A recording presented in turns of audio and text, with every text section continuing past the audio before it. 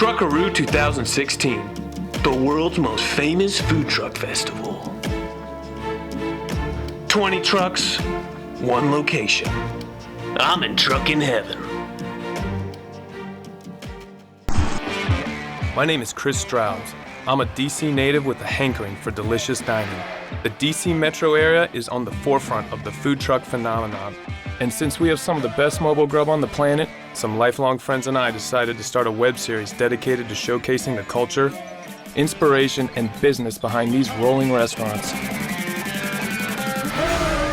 You'll meet the mad scientists behind these creations, hear their stories, and get an up-close look at how they've made their name. My curiosity about these traveling eateries, paired with my insatiable appetite, has left me trucking hungry.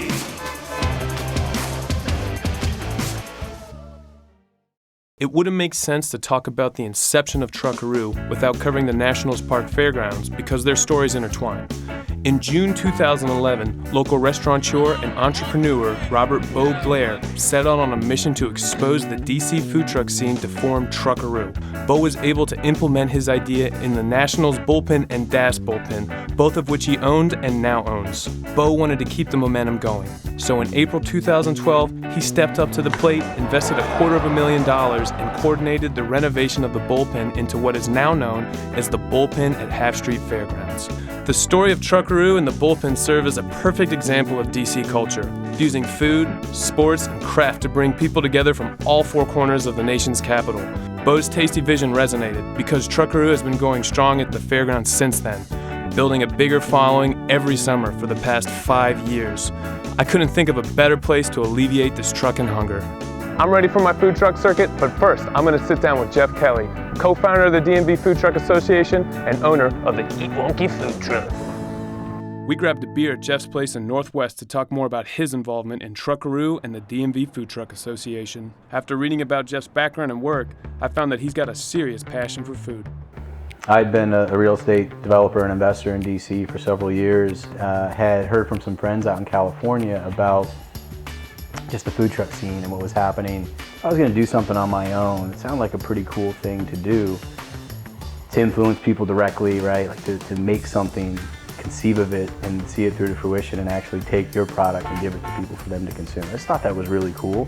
So that's where Eat Wonky was born. As individuals, it was going to be very difficult for us to have a voice with the DC government, and the recommendation was from the folks we talked to form some kind of an association, work with some professionals who are used to dealing with the government to help have a voice, and we did exactly that. I mean, that's where the Food Truck Association was born. To me, it sounds like you guys are like the first food truck lobbyists.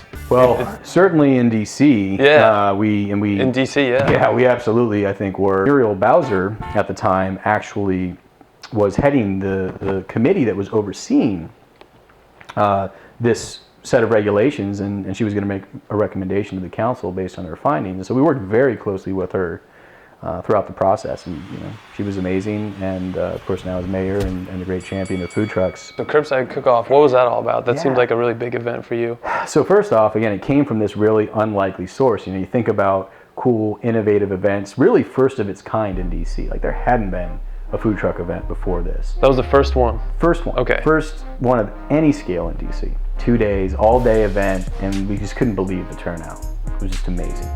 So we're like, wow, there's really something here. And I think pretty much everybody, I certainly was, pinging the bullpen, right? Bo Blair's tailgate site, right, where people would hang out and drink and listen to music before baseball games. And we were hitting him up. He said, hey, thinking about having food trucks out and expanding the bullpen area, and put a plan together to set up Truckeroo, and we ran it, that first one that year, worked with DC to get all the appropriate permitting in place. That was 6 seasons ago now, so that's where it started. Wow. And the first one had like almost 20,000 people show up. Oh yeah. It was huge. It was huge, man. Would you say that it was one of the catalysts that led to the development of the Half Street Fairgrounds, like Truckeroo event in general? I'd be remiss if I didn't point out that the bullpen was very successful to begin with. And so I think that was really the beginning of it. That was the foundation. But then once you introduce Truckeroo to this much larger site, right? You had the perfect mix of what people could see as opportunity, right? Yeah, I think Truckeroo helped in the form of a proof of concept. All right, there's only one thing left to do: eat. I'm gonna walk around Truckeroo, try everything, and round my top 3 items. Let's do this. Coming in at number 3, it's the Maine lobster roll from Red Hook Lobster Company. What's going on, buddy? Oh, what we got here? Yeah. So what is this, please? This is the Maine's lobster roll. It's the best seller. These fresh, juicy chunks of lobster stuffed inside a buttery toasted bun made for an incredibly decadent eat. Next up on my list, the brisket sandwich from Sloppy Mama's Barbecue. What's going on, Joe? How you doing, man? Well, we're here to try your signature dish. I mean, you got any recommendations? Yeah, I always tell people to get the brisket. The brisket? Yeah. Okay. Sounds good. Sign me up. Challenge. Let's do this. Kansas City, sweet tomato ketchup based sauce, Carolina vinegar sauce. This is good on chicken and stuff too, shredded chicken. Georgia Gold is mustard base. Usually that's on brats and stuff, but I guess they put it on everything. And that is me. Thank you very much, sir. Every bite of this sandwich revealed the mama's dedication to tender, juicy, slow-cooked brisket. Plus, their choice of sauces is sure to please any crowd. I went with the Carolina vinegar-based sauce. Topping the list of my top 3 delicious items from Truckeroo 2016, it's the brown butter bourbon bread pudding from who else? Puddin'. Alrighty, how's it going? What we got here? This is brown butter bourbon bread pudding. Okay, that sounds incredible.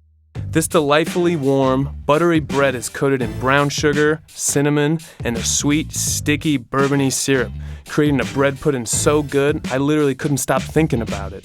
Seriously, this stuff is dangerously dank. All right, well there you have it. Those were my top 3 foods of Truckeroo 2016 here at the Bullpen. Until next time, I'm Chris Straubs, reminding you to keep your minds open and your stomachs full.